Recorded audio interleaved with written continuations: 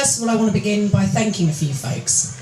First of all, I want to thank the Marlborough Pub for hosting us this evening and for all the support this incredible venue gives to me and a host of other amazing artists. This place is a real gem and I'm hugely grateful to its existence. Make sure you buy lots of drinks as well as the free bubbly. And gems like this only stay open if punters frequent and support them, so make sure you come in there lots. Secondly, I want to thank my publisher Steve Rudd. He's not here today, but I want to thank him. It's recorded. Thanks, Steve. The King's England Press have been supporting my work and continuing to support my work. It's been a magical journey to be on. Having my writing believed in by Steve, it's just been incredible, and I'm hugely grateful to him for having given me this opportunity. I'm also indebted to Steve for introducing me to Rachel Beaumont, who helped me by editing my text into the book that you see before you today, which looks like this. She's absolutely amazing and has been really helpful with all of the text editing. And of course, I want to say a huge thank you to Mish Maudsley for designing yet another gorgeous cover. The work is absolutely beautiful. I love your work, Mish, and thank you so much for all your continuing support. I love you. You're the best, that's why I picked you. So last but not least, I want to thank Emlyn. Emlyn is my husband, he's over there.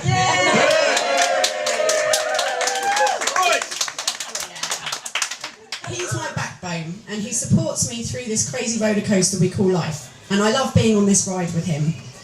Often describing me as a whirlwind, he takes my constant twists and turns on the chin and gives me the space and freedom I need to be able to grow and create.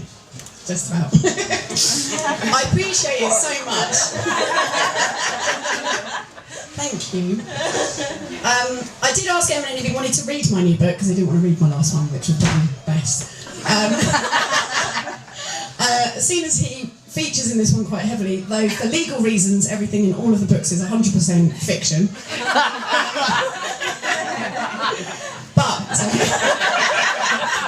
But he has actually declined from flicking through its pages, so don't tell him anything. I love that you trust me. You are an awesome person, and thank you for being mine. I love you, darling.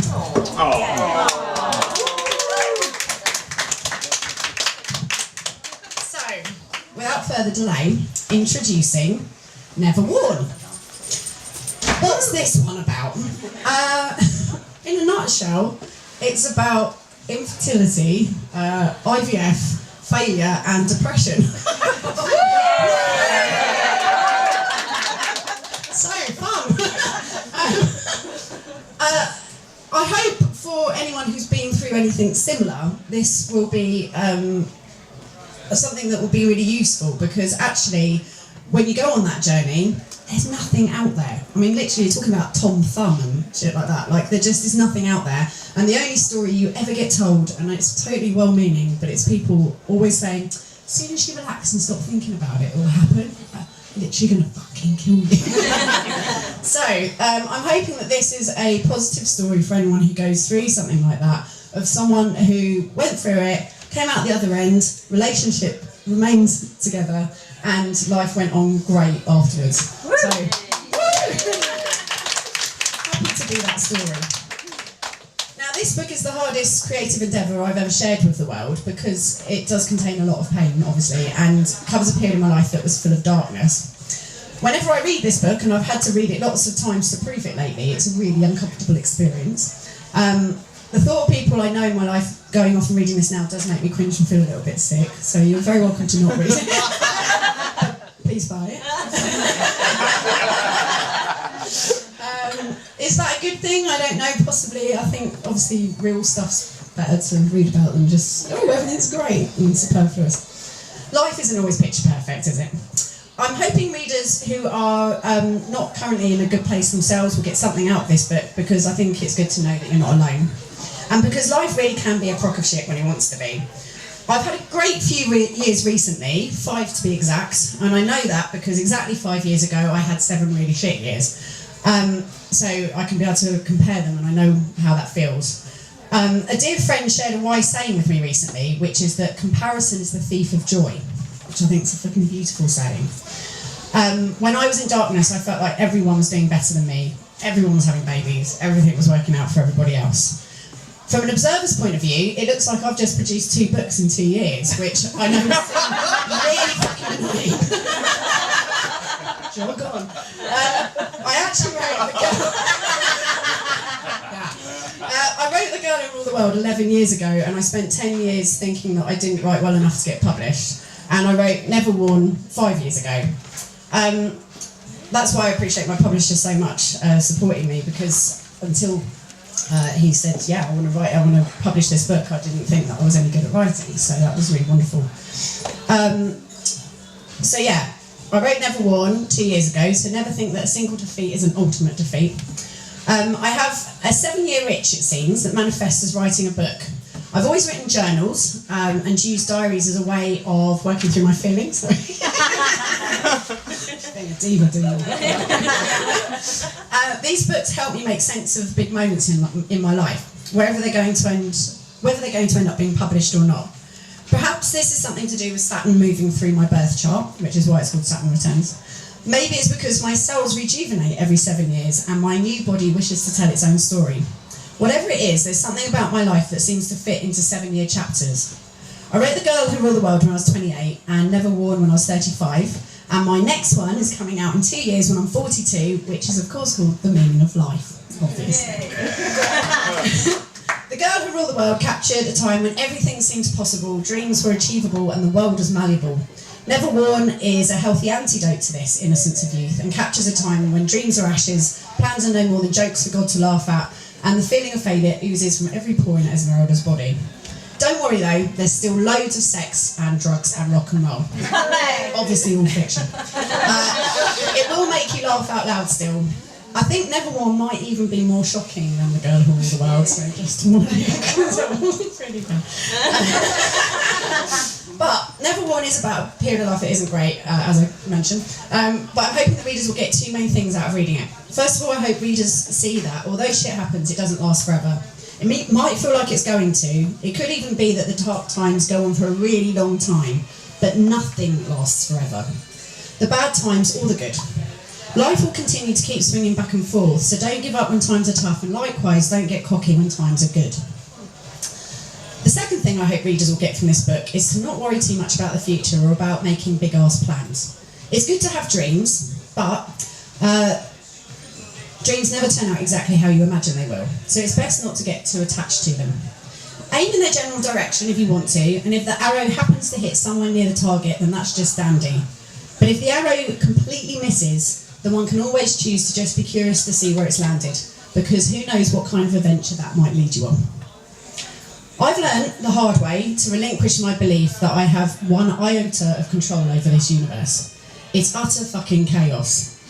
None of my dreams turned out the way I'd expected them to, but since giving in and surrendering to the dance, I've discovered that the twists and turns can be a lot of fun.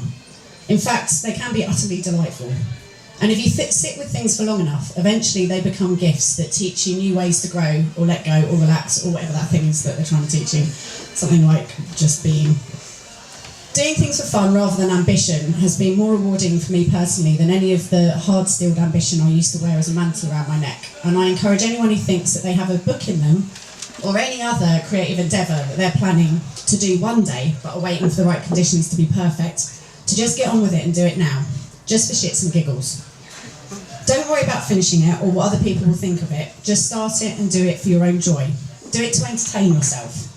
Do it to heal yourself. Do it to express your beautiful self. And just let it lead you somewhere and see where it takes you. It knows better than you do. Which brings me full circle, taking my own advice. I need now not to worry about what you think about Never Worn. It really is none of my business. This baby is cut loose from the apron strings and is off on its own adventure into the big wide world. Who knows where it will end up, or what effects it might have, but it's free from me. So without further ado, I'm going to read you a little bit of it.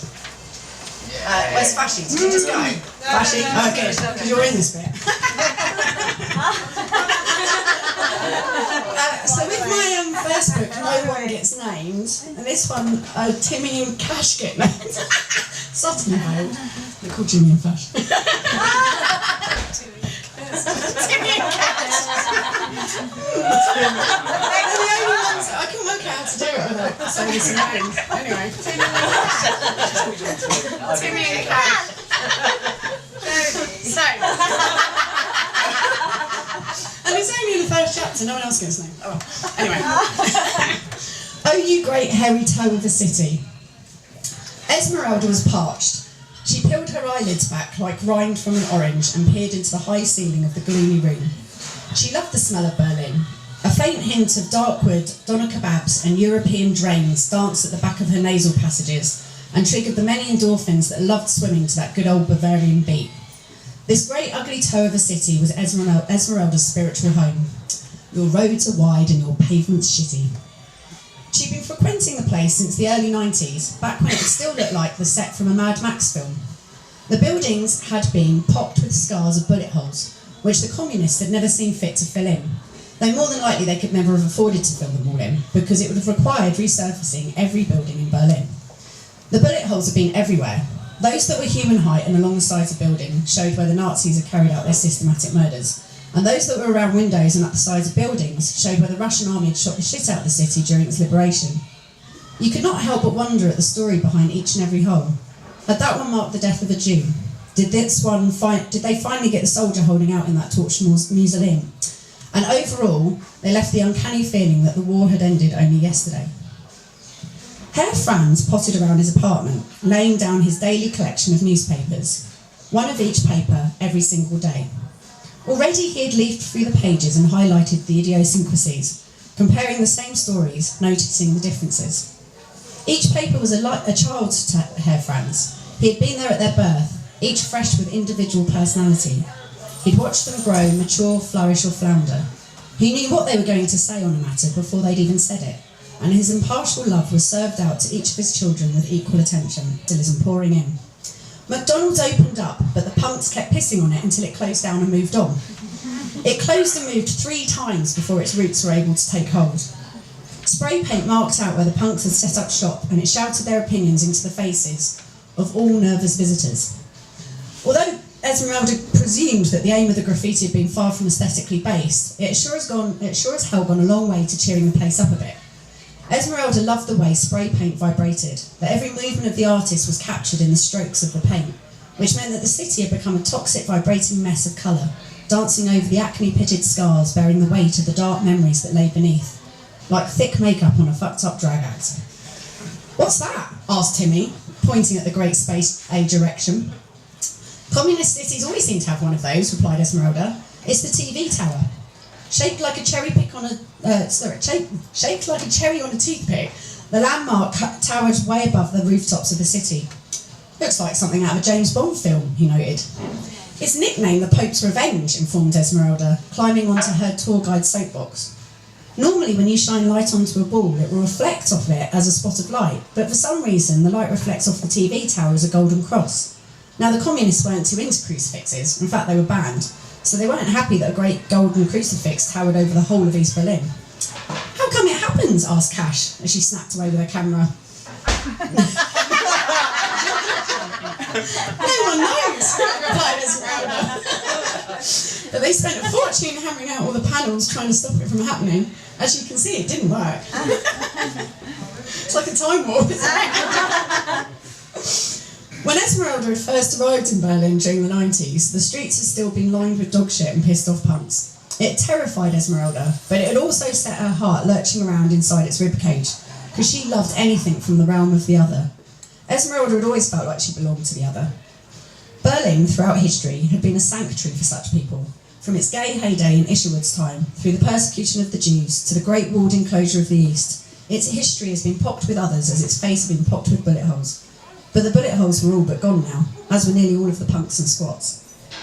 Esmeralda had been deeply disturbed to discover the day before, upon arriving at her old squat on Riegerstrasse, that a fire had occurred a few months earlier, presumably started by the new owner of the building, which had destroyed the entire squat and all of its contents.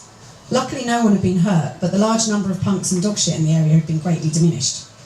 When Esmeralda had lived there, it had been with 46 punks, 16 dogs, 1 baby, and only 1 bathroom for them all to share. She'd spent 6 months over winter in a freezing cold room with a window that didn't shut properly because the house was subsiding. She had a skinhead then, with a tiny diagonal tuft of a Mohican along one side of her head, which meant that during the cold winter she had to wear a woolen hat 24/7 to stop her head from freezing.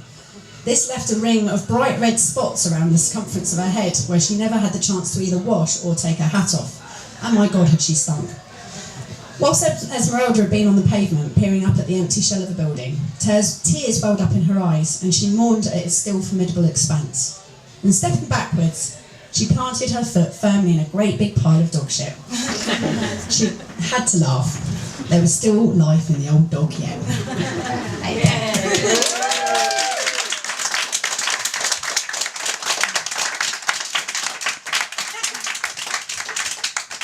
That's what's quite fun, is I basically just write down exactly what people say. 7 years later, you just hear your own words like floating across the ether. So thank you all so much for coming.